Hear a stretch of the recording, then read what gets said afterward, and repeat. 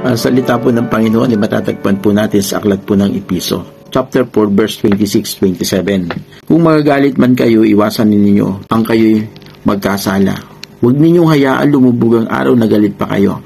Huwag ninyong bigyan ng pagkakataon ng dyablo. Kapatid, maliwanag po sinabi ng Panginoon, pwede po tayo magagalit, pero in a way na hindi po tayo magkakasala sa harap po ng Panginoon. At sabi doon, huwag natin palubugin ang araw na galit pa tayo. Minsan po, pag nagagalit tayo, umaabot po ng 1 linggo, 1 buwan, at pagka-emotion na yung umandar po, ang nagmaniobra, umaabot po ng taon. Masama po yun.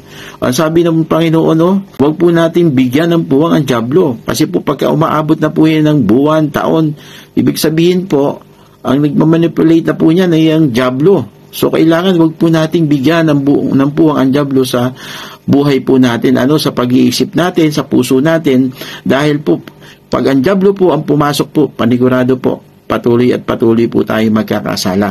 At ang sabi ng Panginoon, in a way na magalit tayo, dapat hindi tayo magkasala. So, anong ibig sabihin po?